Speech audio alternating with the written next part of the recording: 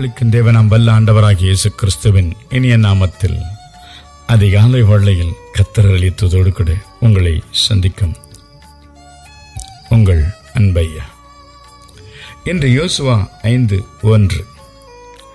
இஸ்ரவேல் புத்திரர் கடந்து தீருமளவும் கர்த்தர் யோர்தானின் தண்ணீரை அவர்களுக்கு முன்பாக வற்றி போக பண்ணினதை யோர்தானுக்கு மேல்கரையில் குடிந்த எமோரியின் சகல ராஜாக்களும் கேட்டது முதற்கொண்டு அவர்கள் இருதயம் கரைந்து இஸ்ரவேல் புத்திரருக்கு முன்பாக சோர்ந்து போனார்கள் என்று சொல்லப்பட்டிருக்கிறது. ஆம், என் அன்பிற்குரியவர்களே, தேவன் உங்களை மூழ்கடிக்க நினைக்கிற எல்லா சோதனைகளிலிருந்து உங்களை கடந்து போக பண்ணுவார். நீங்கள் சோர்ந்து போக வேண்டாம். ஆம், தேவன் உங்களோடு கூட இருந்து உங்களை அழித்துவிட நினைக்கிற அல்லது மாறிக்கொண்டு போக நினைக்கிற யோர்தானின் பெருவெள்ளத்தை போன்ற சோதனைகளை வற்றி போக பண்ணுவார், இல்லாமல் போக பண்ணுவார். இதை கேள்விப்படுகிற ராஜாக்களுக்கும் ஜனங்களுக்கும் இருதயம் கரைந்து போகும். அவர்கள் சோர்ந்து போவார்கள்.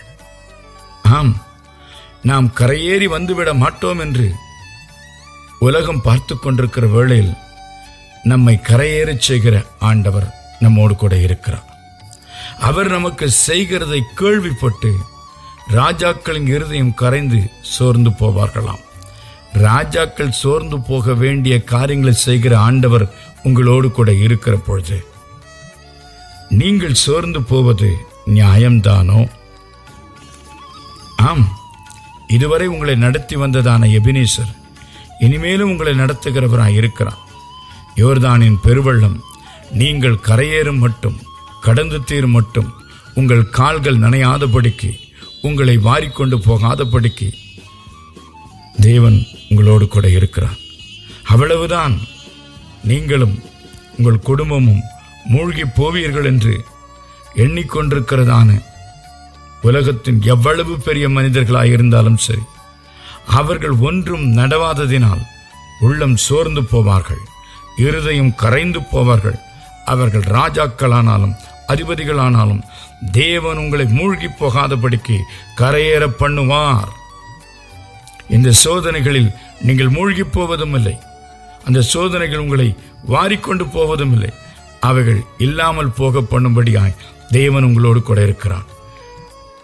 நீங்கள் ஏன் சோர்ந்து போக வேண்டும்? உங்களை கரையேற பண்ணுகிறவர் உங்களோடு கூட இருக்கிறார். கரையில் இருக்கிறவர்கள் கலங்கி தவிப்பார்கள், நீங்களோ கரையேறுவீர்கள். உங்களை கரையேற்றுகிற தேவன் உங்களோடு கூட இருக்கிறார். நீங்கள் யாவரும் கரையேறி தீரும் மட்டும், யோர்தானை கடந்து தீரும் மட்டும் தேவன் உங்களோடு கூட இருப்பதை சகல ஜாதியாரும் பார்ப்பார்கள், சகல ஜனங்களும் பார்ப்பார்கள். அவர்கள் உள்ளம் சோர்ந்து போகும். ஏன்? அவர்கள் உங்கள் வாழ்க்கை, உங்கள் குடும்பம், உங்கள் தொழில், உங்கள் வியாபாரம் இல்லாமல் போய்விடும் என்று எண்ணிக்கொண்டிருந்தவர்கள் அவர்கள்.